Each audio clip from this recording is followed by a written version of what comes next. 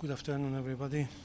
In the name of God, the compassionate and merciful, I wish to provide a brief update on the deliberate, unprovoked, and unlawful war of aggression launched by the United States and the Israeli regime against the sovereignty and territorial integrity of the Islamic Republic of Iran.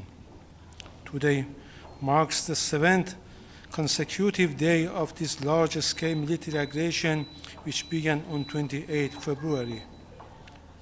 The United States and Israeli regime continue their brutal and massive attack against Iran and the Iranian people unabatedly and without pause.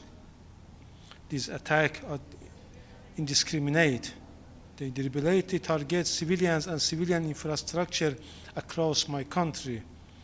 The United States and Israel have demonstrated that they recognize no red line in committing their crimes. Iranian cities are being attacked indiscriminately.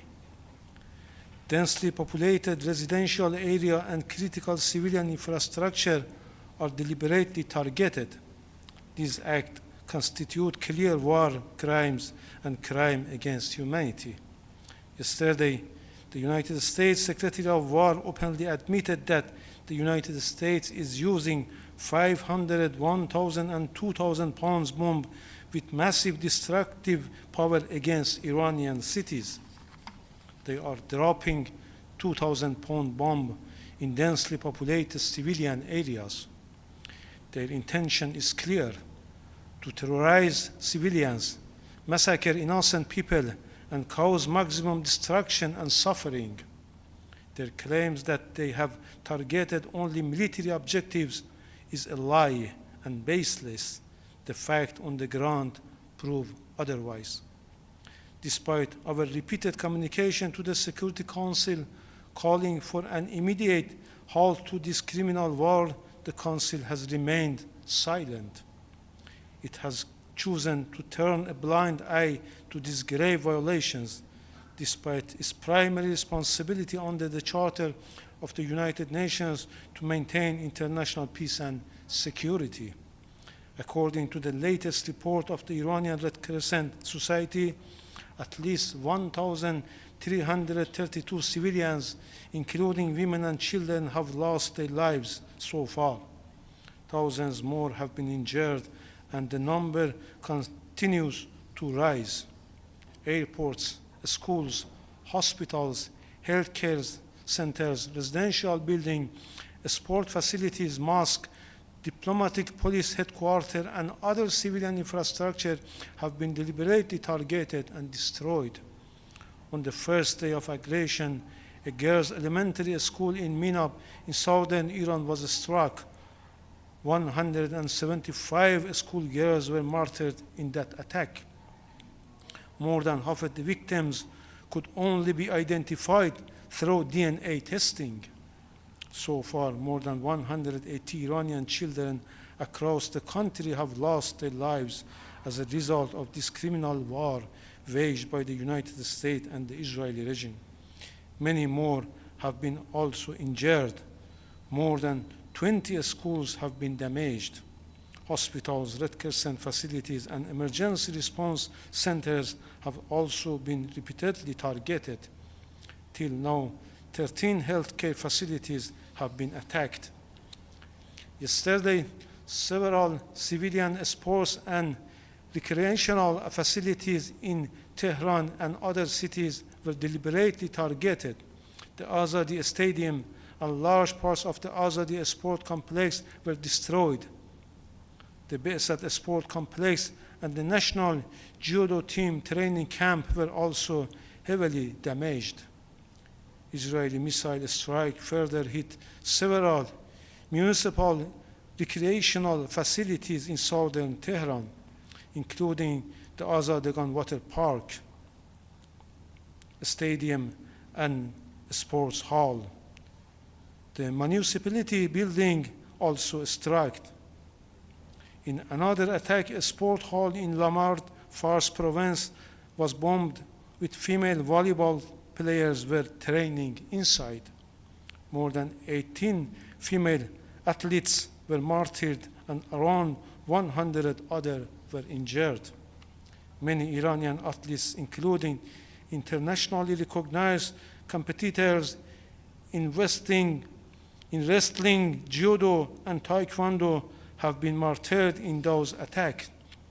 Sports and recreational facilities are civilians' objects protected under international humanitarian law. The deliberate targeting constitutes a war crime. Despite its constant claims of defending freedom of navigation, the United States committed a dangerous act of aggression at sea on 4th of March, nearly 2,000 miles from Iran's shore. The Iranian frigate Dena, which was on the goodwill visit and upon invitation was with the Indian Navy and carrying around 130 sailors, was attacked in international waters. Nearly 100 Iranian sailors were martyred. The U.S. committed a war crime. This heinous and unlawful attack constitutes a grave violation of the law and the fundamental principle of freedom of navigation. We reiterate our call on the Security Council and Secretary General to condemn the aggression, war crimes, and crime against humanity that are being committed by the United States and the Israeli regime against our people, to force the aggressor to put an immediate end to all crimes and military attack against Iran and against civilian and civilian infrastructure, to ensure accountability for these grave violations of international humanitarian law and war crimes. We continue to exercise our inherent right to self-defense under Article 51 of the Charter of the United Nations until this aggression and this barbaric attack stop. Our response is lawful, necessary, and proportionate. Let me emphasize once again, Iran targets only the military objectives of the aggressors. We don't target civilians. We don't target the interests of neighboring states. We are currently investigating the allegation regarding a strike on non-military sites. Our initial assessment indicates that some of these incidents may have resulted from the interceptions or interference by the United States defense system, which could have diverted from intended military targets. Under international law, every state has a clear obligation not to allow its territory to be used for act of aggression against another state. Iran does not seek war. Iran does not seek escalation, but Iran will never surrender its sovereignty. Our ancient and proud civilization testifies that Iran has always been a peaceful, peace-loving nation committed to coexistence, dignity, and respect among nations. We will take all necessary measures to defend our people, our territory, and our independence. The alleged statement by the President of the United States regarding the election of a new supreme leader in Iran constitute a clear violation of the principles of non-interference in the internal affairs of states as enshrined in the Charter of the United Nations. Iran is a sovereign and independent state. It does not accept and will never allow any foreign power to interfere in its internal affairs. Our constitution is clear. The selection of Iran's leadership will take place strictly in accordance with our constitutional procedures and solely by the will of the Iranian people without any foreign interference.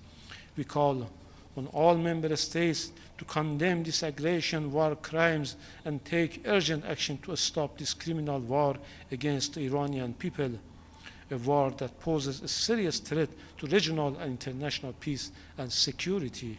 The Security Council must act now, firmly, clearly, and without delay. Failure to act will have catastrophic consequences. Today it is Iran. Tomorrow it could be any other member states. Thank you.